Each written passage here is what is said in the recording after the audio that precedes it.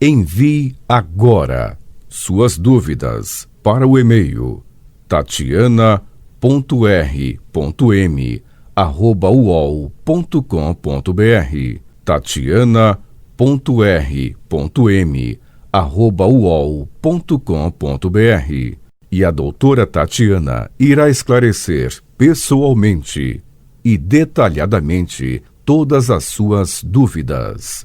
Ligue em São Paulo para 34 39 85 85. Repetindo, 34 39 85 85.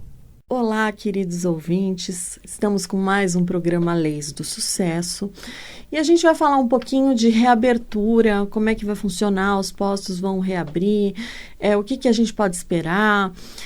Auxílio-doença, como é que vai ficar? Então, vamos falar um pouquinho. Que o governo federal publicou uma portaria confirmando a reabertura das agências, né, do INSS para o dia 13 de julho.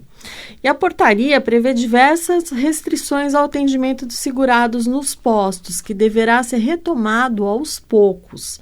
Então, por isso, o atendimento à distância continuará, mesmo após a reabertura das agências. Então, de acordo com as novas regras, as agências só poderão funcionar se atenderem às medidas mínimas de segurança sanitária recomendadas pelo Ministério da Saúde e as regras de isolamento, quarentena e outras condições de funcionamento estabelecidas por estados, Distrito Federal e municípios. Então, algumas das medidas a serem adotadas são fornecimento e instalação de equipamentos de proteção individual coletiva contra a disseminação da Covid-19. Acesso controlado ao interior das agências, que ficará restrito aos servidores contratados e aos funcionários que mantenham um prévio agendamento para atendimento presencial. Mas a gente tem que estar preparado para tudo, inclusive para um lockdown. Por quê? Porque se houver um aumento significativo a tal ponto que os hospitais públicos cheguem na capacidade, perto da capacidade máxima, não vai ter outro jeito. Então, porque vários países e cidades tiveram abertura parcial ou total e precisaram, de um dia para o outro, decretar o fechamento de tudo. Então, a gente precisa estar preparado para tudo. Pode ser que reabra uma semana, depois volte a fechar. Então, assim, é bom a gente saber o que a gente vai fazer caso precise ou caso nem venha abrir. Porque a gente já tem aí uma abertura parcial de shopping, a gente já tem aí uma abertura de vários, a gente está em fase de ampliação, mas tudo pode acontecer. Então, o que acontece? A pessoa que está recebendo auxílio-doença, ela tem que ficar muito atenta, porque o que é auxílio-doença? Que é, para quem não sabe, um benefício pago para o profissional que ele fica temporariamente incapacitado para o trabalho. Mas é temporariamente. Agora, não quer dizer o fato da pessoa ter uma determinada doença que ela está incapaz para o trabalho, porque o que acontece? A gente vê, por exemplo, uma pessoa que, às vezes você vê duas pessoas com o mesmo problema de saúde. Eu conheço duas pessoas que têm diabetes tipo 1, uma não consegue trabalhar, desmaia, tem hora que toma mais, desmaia, tem hora que toma menos, sobe a insulina, vai parar no hospital. Então, quer dizer, vira e mexe, a pessoa tá ruim. Então, ela não tem como voltar para o trabalho, porque, assim, é raro o dia que ela está bem. Sempre ela eu tô me sentindo mal, porque, nossa, não tô me adaptando. A outra não, a outra trabalha, tem um super pique. Então, quer dizer, a mesma doença que tá afetando as duas pessoas, só que cada uma reage de um jeito diferente. A gente pode ver pela própria Covid, tem pessoas que são assintomáticas e tem pessoas que morreram. Então, outras pessoas ficam meses na UTI. Então, quer dizer, a gente precisa ver o auxílio-doença se a pessoa está... Claro que no caso da Covid a pessoa tem que se afastar porque é uma doença contagiosa, mas no caso da diabetes, que eu falei, uma trabalha, a outra não. Então, uma teria direito ao auxílio-doença. No caso, até aposentadoria por invalidez, porque é uma coisa que não vai melhorar, mas pode ser que ela se adapte. Enfim. E a outra não precisa de nada, porque a outra pode trabalhar. Então, Para ter direito ao auxílio-doença, o segurado deve ter contribuído com a Previdência Social por no mínimo 12 meses, né, que é o período chamado de carência. No entanto, se o afastamento for decorrente de acidente do trabalho, não tem exigência de tempo mínimo para receber o benefício. Mas a pessoa tem que ficar atenta, porque o período que esteve afastado com auxílio-doença pode contar na aposentadoria. Mas é preciso que o segurado, quando ele pare de receber o benefício por incapacidade, ele faça apenas uma contribuição. Então, há necessidade de contribuir, tá? Agora, quem pagou o INSS, vamos supor, ficou 5 anos sem pagar o INSS, essa pessoa perdeu a qualidade de segurado, não tem nem discussão. Aí essa pessoa, ela precisa fazer pagamento, precisa voltar a pagar pelo menos 6 meses para readquirir a qualidade de segurado e aí ter direito ao auxílio-doença. Só que precisa tomar cuidado para você não voltar doente para o sistema. Então, esse caso da diabetes, essa pessoa que voltou, se ela continuar desmaiando, ela já voltou doente para o sistema. Ela tem que fazer o quê? Ela tem que... se tiver uma piora, aí ela pode pedir auxílio-doença. Se tiver uma amputação, aí pode pedir auxílio-doença. Mas como está, que já está num ponto de desmaio, de vai para o hospital, aí já não pode pedir, porque já voltou para o sistema, no caso, né, com uma doença pré-existente. Então, precisa tomar cuidado com isso. Agora, na quarentena, a pandemia fechou as agências, né, suspendendo o atendimento presencial e as perícias médicas. Então, enquanto as autoridades não reabrirem, os pedidos de prorrogação são à distância pela internet. Quem recebe o benefício tem que ficar atento aos prazos para não sair sem o dinheiro. Por quê? Porque o segurado, ele não estando apto a voltar para o trabalho, ele pode solicitar a prorrogação do auxílio apresentando o laudo emitido por seu médico e exames complementares, caso possua referente ao seu afastamento. Peritos do INSS analisam o pedido e a condição clínica do trabalhador para decidir se ele deve retomar ou não as suas atividades. E para não perder atrasados, o pedido deve ser feito até 15 dias antes da data prevista para o corte do auxílio. A análise será feita sem perícia presencial. Então, deu 15 dias, faltam 15 dias, você já começa a pedir o benefício. Você vai pedindo o benefício até você conseguir. Ah, foi prorrogado mais um mês, legal. Mas, se você esperar para a data do vencimento, você já não consegue mais prorrogar. Então, de 15 dias antes até um dia antes de vencer, você pode pedir. Fique em cima para ter certeza que ele vai ser renovado esse pedido. Bom, então, sendo liberado, será pago por 30 dias a partir da solicitação inicial ou até a perícia presencial retorne. Então, será possível pedir até 6 prorrogações de benefícios sem realização de perícia. Então, nesse período, o INSS também vai aceitar pedidos de prorrogação de auxílios que foram concedidos por decisão judicial. Então, vai pedindo, tá? Não é só o auxílio que foi conseguido no posto, até mesmo aquele que você conseguiu na justiça, você vai pedindo prorrogação. Então, você vai acessar Meu INSS, o site meu.inss.gov.br. Você vai em Serviço sem senha e vai clicar em Agendamento Solicitações. Aí, você vai informar o CPF e a data de nascimento e vai marcar Não sou um robô.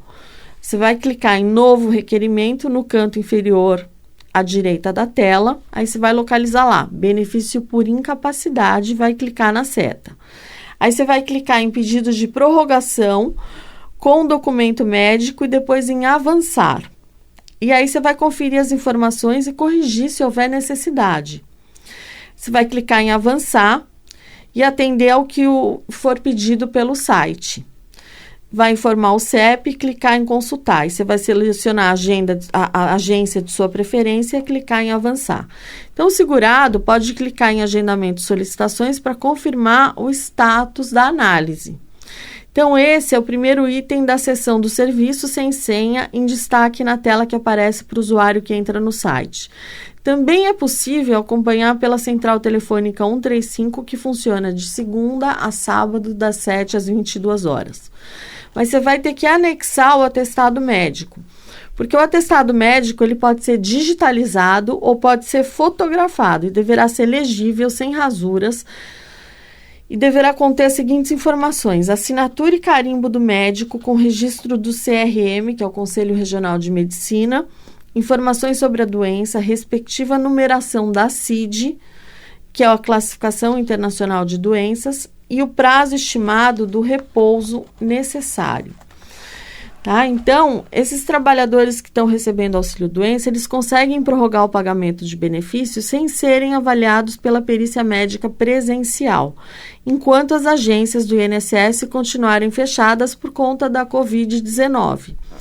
A prorrogação, porém, ela precisa ser solicitada ao Instituto pelo site, pelo aplicativo do INSS ou pelo telefone 135.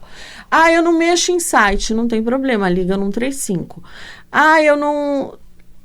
Eu só mexo no aplicativo. Tudo bem, mexe no aplicativo. Eu não tenho computador, faz pelo aplicativo. Ou eu só sei entrar pelo computador, não tem problema. Um dos três você vai resolver. Agora, se você achar que eu não preciso fazer nada, eles vão renovar, o seu benefício vai ser encerrado.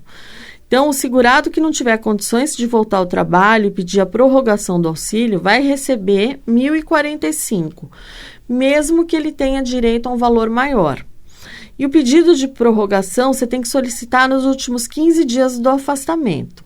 Se perder o prazo, o trabalhador terá que fazer o pedido de um novo benefício. Eu perdi o prazo, eu não fiz, passou, venceu. Tudo bem, você vai fazer um novo pedido, novo benefício. Então, o auxílio-doença será prorrogado por 30 dias ou até que a perícia médica presencial retorne. Caso não esteja apto a voltar a trabalhar, você pode solicitar a continuidade do benefício por até 6 vezes. Então, as perícias médicas de forma presencial estão suspensas até o dia 10 de julho devido à pandemia. E o atendimento deve ser retomado aos poucos nas agências do INSS pelo país. Então, para quem estava com perícia agendada, é possível pedir o auxílio pelo Meu INSS. Então, durante a quarentena, o órgão libera 3 parcelas do benefício só com análise do atestado médico, que deve ser enviado pela internet, exames que comprovem o direito. E o documento pode ser fotografado ou digitalizado para ser anexado no sistema e tem que conter a assinatura do médico, a doença e o tempo do afastamento. Tá? É importante colocar também quanto tempo você deve permanecer recebendo o benefício. Quando o atendimento for retomado aos postos, o INSS fará a perícia presencial para acertar o valor do benefício e, se for o caso, prorrogar o auxílio do segurado. Então, tanto para prorrogar como para pagar o valor correto, porque ela está pagando R$ 1.045, só que tem gente que tem um valor muito maior para receber. Mas vai recebendo, quem está pedindo o benefício no caso, não tem, eles estão dando o valor de R$ 1.045. Mas essa pessoa, mas eu tenho que receber R$ 3.500. Depois eles vão pagar os atrasados, mas por hora, mas eu não tenho como sobreviver. Então vamos no caso, não tenho como sobreviver, não dá para esperar. Entra com uma ação, pede tutela antecipada, pede para começar a receber. A ação demora em torno de 60 dias. Mas a gente não sabe quanto tempo vai demorar para a pessoa, para a perícia voltar. A gente não sabe se o posto vai abrir ou vai fechar de novo. Tudo é possível. A gente está numa fase que a gente tem que esperar tudo, tá? Então, tanto o fechamento geral como a abertura, a gente não sabe. Só tomar cuidado, se for no posto, tomar extremo cuidado, de preferência usar luva, máscara já é obrigatório, mas você pode usar luva passando álcool gel toda hora na mão, mesmo com luva, vai passando porque aí você tá com a luva, você vai coçar o rosto, pronto, a mão já tá cheia porque ele fica muito em superfície, né? Então, precisa tomar muito cuidado, né? Bom, o tempo de afastamento pode ser considerado para o cálculo da futura aposentadoria do trabalhador, mas eu vejo muita gente que está aposentada, que deixa de receber a aposentadoria, a pessoa vira e fala, vou pedir, estou aposentado por invalidez, eu deixo de receber o benefício, vou lá e peço aposentadoria por idade, vamos supor. não dá para você fazer isso. Para você levar em consideração aquele período lá que você ficou recebendo benefício por incapacidade, você tem que ter um pagamento, tem que ter contribuições intercaladas, porque mesmo com contribuições intercaladas, você já corre o risco do INSS não aceitar. Então, todo cuidado é pouco. Quando a gente está tratando de INSS, faça as contribuições. Tome cuidado com a prorrogação. A agência abriu, mas você ainda não tem data de perícia, liga lá, tenta agendar a perícia. Não conseguiu, você vai, porque até a data da perícia você vai continuar recebendo. E se porventura for cessado o benefício, até a data da perícia você recebe. Aí, da data da perícia para frente, acabou, mas até a data da perícia você recebe o benefício. Então, legal. Então, vamos tentar, só que assim, você tem que ficar em cima, você tem que ligar, dá trabalho, tá? Muitas vezes você não consegue fazer, você liga no 135, a pessoa fala, mas é que você começou um atendimento, eu já vi um caso da pessoa, não, mas você começou um atendimento, e aí tá dizendo aqui que tá no meio, mas eu não consigo, travou. Aí a pessoa tenta, no fim, tem que acabar ligando pro WhatsApp do responsável pela agência. Dá trabalho, mas se você quer receber, você precisa correr atrás. Não dá para você ficar parado esperando o seu benefício chegar, não, você tem que correr.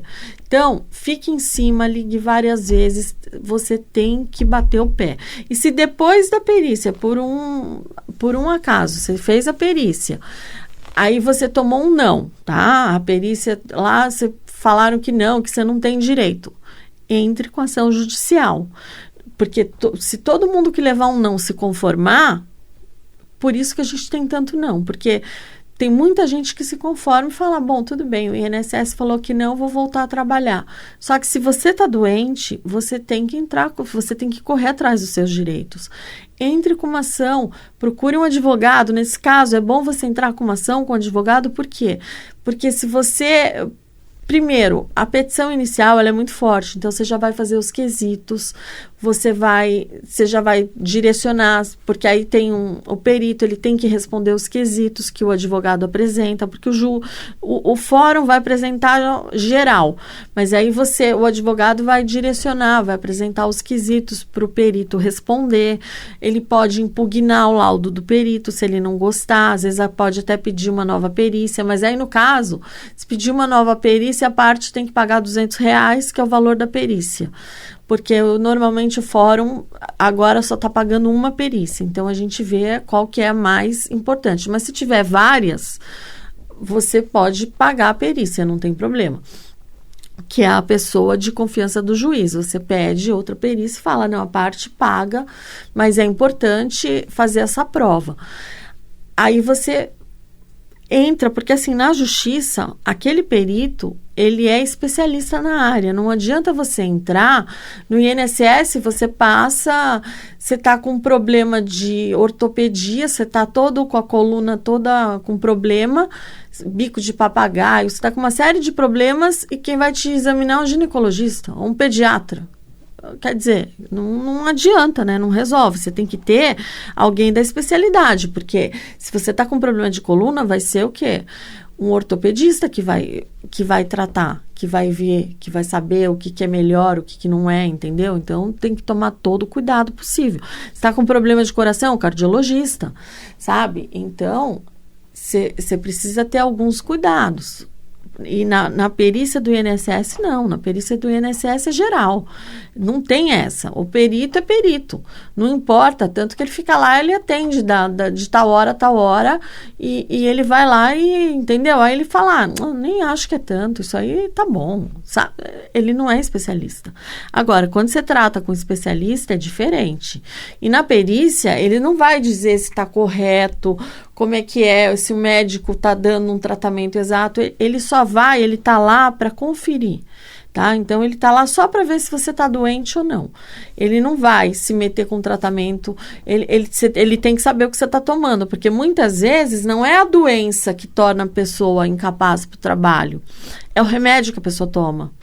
Então, às vezes a pessoa opera com máquina, ela não pode tomar um remédio que dê sono, porque ela pode, às vezes, de repente, cortar um dedo, ou um motorista de ônibus pode matar todo mundo. Então, às vezes, não é a doença que incapacita a pessoa, mas o remédio que ela toma. Então, tudo isso você tem que mostrar. Ah, mas eu vou no INSS e o perito não olha. Às vezes acontece realmente. É por isso que você tem que entrar com uma ação judicial e tomar os devidos cuidados. Por quê? Porque você entrou com a ação judicial, foi julgado improcedente, você não vai poder discutir de novo aquele período. Você pode mais para frente entrar com outra. Mas aquele período que você já tomou um não é não. Então é dinheiro que perde. Então precisa tomar muito cuidado. Bom, enquanto houver a suspensão, então, desse atendimento nas agências, quem pedir auxílio-doença e enviar o laudo vai receber o benefício de R$ 1.045. Então, se você tem direito a um benefício maior, após a reabertura das agências do INSS, vão ser emitidas orientações de como proceder para solicitar a diferença dos valores. E para sacar o valor referente à antecipação, o segurado deve levar à agência bancária o número do benefício, que pode ser obtido pelo Meu INSS, site ou aplicativo em declaração de benefício do INSS.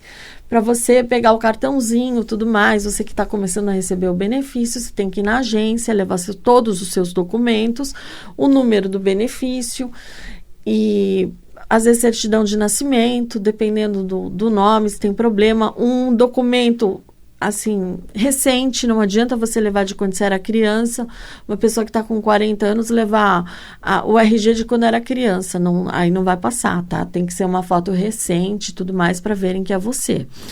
Bom, então tomando todos esses cuidados, é importante, vocês vão falar, poxa, mas você está avisando, as agências vão reabrir recente, faltam 14 dias para abertura, mas a gente não sabe como é que vai ficar, se vai reabrir, se vai continuar, se volta, se fecha. Então, tudo é assim, você tem que saber.